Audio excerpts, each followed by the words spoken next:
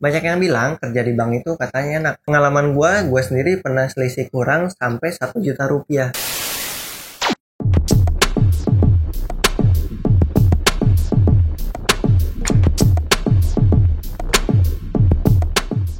Assalamualaikum warahmatullahi wabarakatuh. Gimana nih guys kabarnya? Semoga semua dalam kondisi sehat ya. Balik lagi bersama gue Ihsan dalam channel San Ihsan Project. Dan di video kali ini gue pengen sharing masih seputar dunia perbankan. Jadi gue pengen sharing mengenai suka duka jadi seorang teller. Sebelum masuk ke pembahasan, buat teman-teman jangan lupa untuk subscribe channel gue dan nyalain lonceng notifikasi supaya teman-teman gak ketinggalan video terbaru dari gue. Kalau gitu langsung aja kita masuk ke pembahasan. Banyak yang bilang kerja di bank itu katanya enak, kerja dari jam 8 sampai jam 3 sore. Pada kenyataannya tidak seindah itu Pedro, tidak seindah itu. Jadi kerja di bank itu sama kayak kerja kantoran pada umumnya. Kita kerja dari jam 8 sampai jam 5 sore. Yang membedakan itu adalah jam layanan transaksinya. Jadi jam layanan itu sampai jam 3 sore. Lalu setelah itu kita nggak boleh langsung pulang gitu aja. Kita masih harus ada kerjaan lagi, yaitu kita harus balancing dari transaksi pada hari itu untuk memastikan tidak ada selisih dan juga salah input. Nah, lalu kenapa banyak yang bilang kerja di bank itu enak? Padahal sebenarnya kerja di bank itu cukup beresiko dan banyak suka dukanya. Gue sendiri awalnya tuh nggak ada keinginan kerja di bank, apalagi jadi seorang teller. Jadi bisa dibilang gue ini tersesat. Lagi-lagi gue tersesat ya. Karena jurusan kuliah gue dan kerjaan gue yang sekarang ini nggak ada hubungannya sama sekali. Makanya gue pengen ingetin lagi, apapun jalan hidupnya jangan lupa buat minum Antimo supaya nggak mabok dalam perjalanan hidup. Gue sendiri udah jadi teller kurang lebih selama 2,5 tahun. Dan selama 2,5 tahun gue udah dapetin cukup banyak pengalaman serta suka dukanya jadi seorang teller.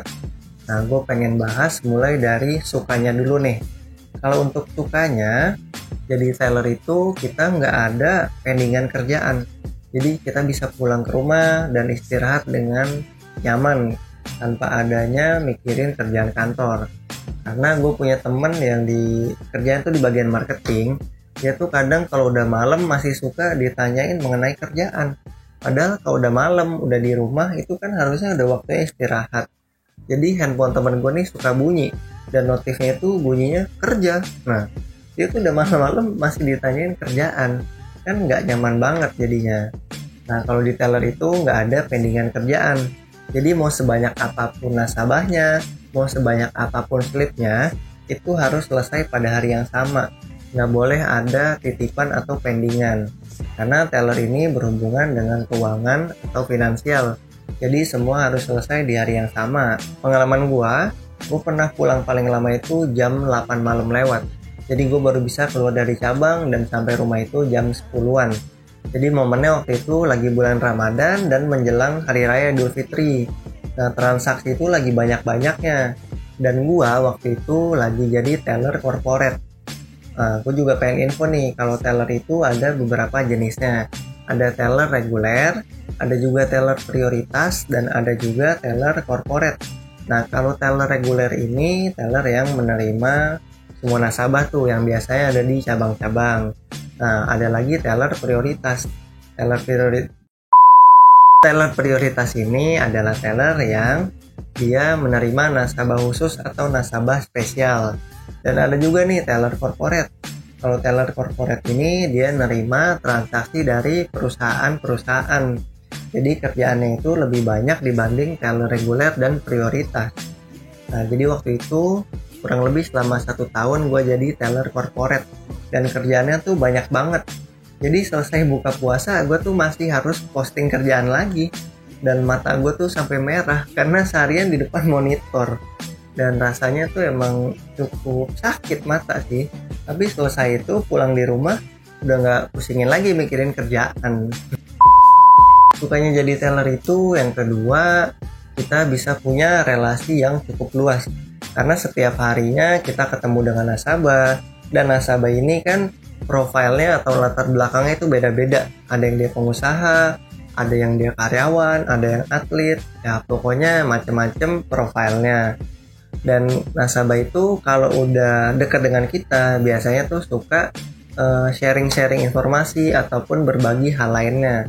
Nah, kalau misalnya nasabah tuh dekat sama kita dan kebetulan dia punya tempat makan atau rumah makan, atau dia punya toko baju, biasanya tuh dia suka share informasi kalau lagi ada diskon atau promo. Jadi kita bisa mampir ke sana dan dapat diskon khusus juga biasanya. Nah, itu untuk enaknya jadi teller bank. Nah, selain itu enaknya kita juga bisa selalu punya uang yang kondisinya tuh bagus atau mulus. Karena kita bisa nukerin tuh uang lusuh kita jadi uang yang lebih mulus. Nah, itu bicara mengenai sukanya jadi teller bank. Kalau untuk dukanya itu ada apa aja sih? Kalau untuk dukanya itu cukup banyak sih, tapi ya nggak banyak-banyak amat lah. Jadi kalau untuk dukanya itu, teller pasti pernah kena marah nasabah. Nah, kalau untuk kena marah nasabah ini sebenarnya ada berbagai macam faktor sih. Yang pertama itu bisa karena dia menunggu di antrian terlalu lama. Terus juga ada transaksinya yang bermasalah dan nggak bisa kita bantu proses. Biasanya tuh nasabah suka kecewa dan akhirnya marah-marah jadinya. Padahal kita sendiri udah berusaha semaksimal mungkin untuk membantu transaksi nasabah tersebut. Jadi kita tuh bukan tanpa usaha juga, kita udah berusaha maksimal supaya transaksinya itu tetap jalan. Nah, tapi karena kita terbentur dengan peraturan, jadi kita nggak bisa menjalankan semua transaksi nasabah yang nggak sesuai. Jadi ujung-ujungnya teller nih suka kena marah nasabah.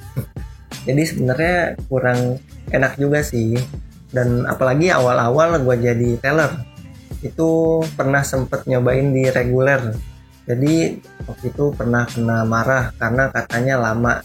Padahal emang sebenarnya semuanya tuh transaksinya lagi susah gitu. Maksudnya lagi transaksi falas, yang ini memakan waktu cukup lama.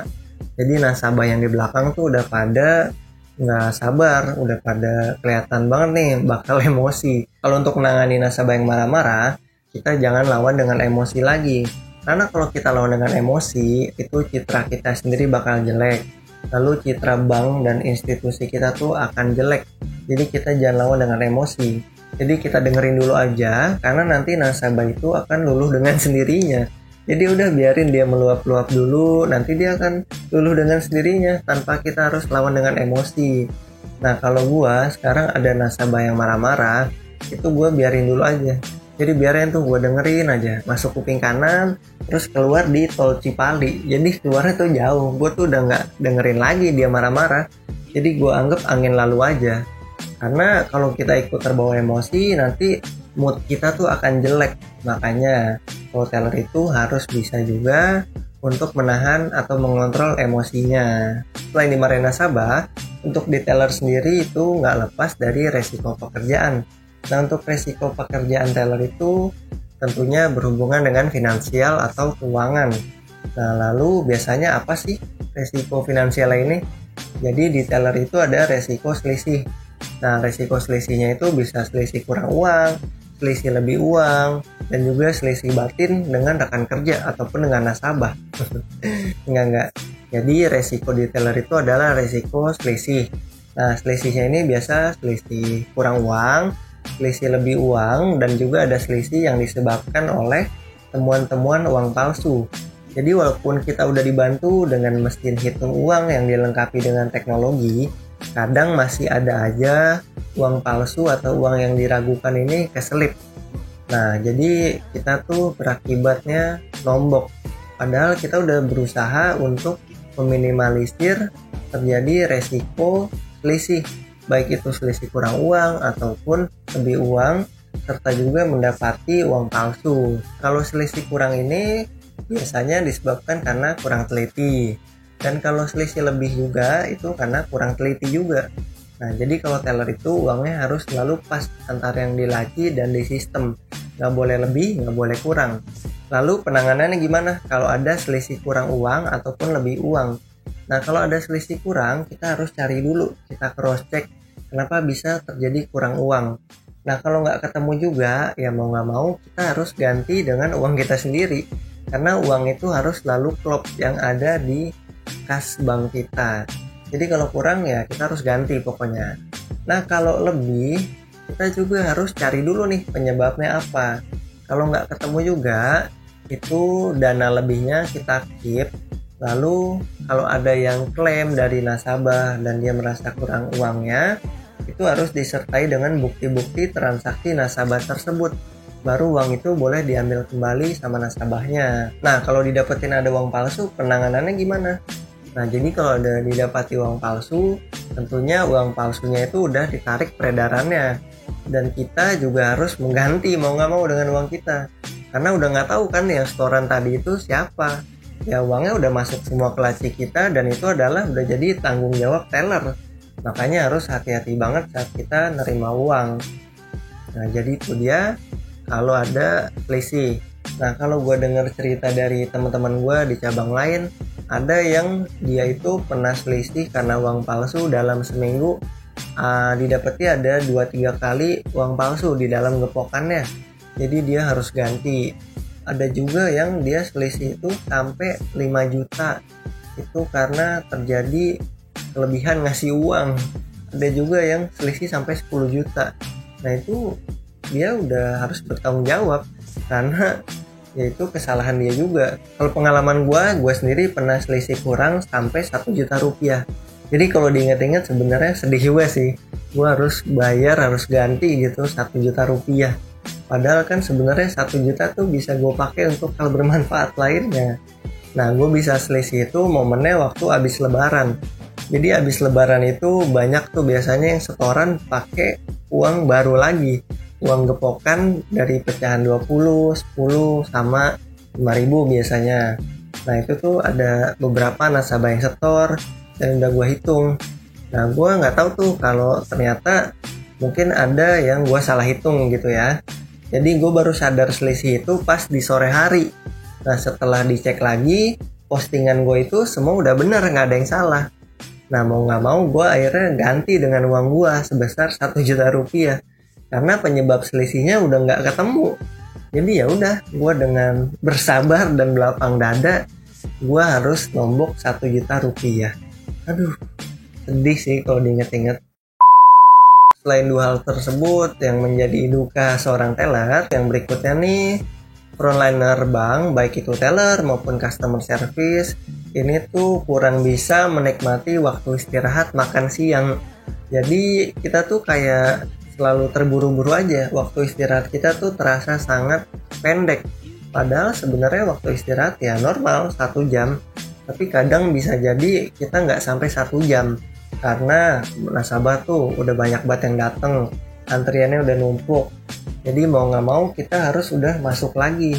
Dan kita juga nggak bisa istirahat keluar makan siang jauh-jauh. Karena kalau kita jauh-jauh kan makan waktu lagi kan.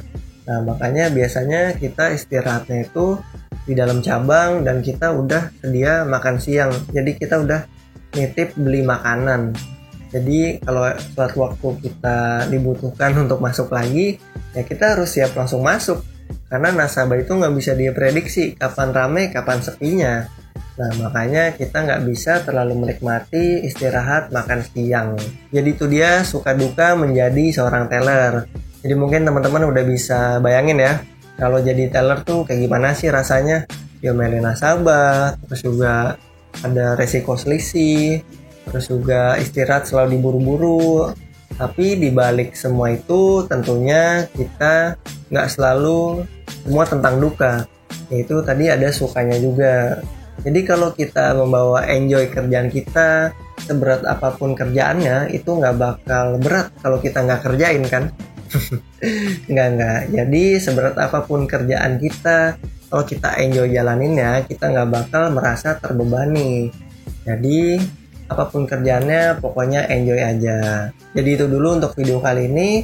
Semoga bermanfaat untuk yang nonton. Dan jangan lupa nih untuk subscribe channel gue, serta di share dan di like juga. Karena dengan teman-teman support channel gue, itu artinya teman-teman mendukung perkembangan channel ini. Oke itu dulu dari gue. Thank you banget buat yang udah nonton. See you on next video.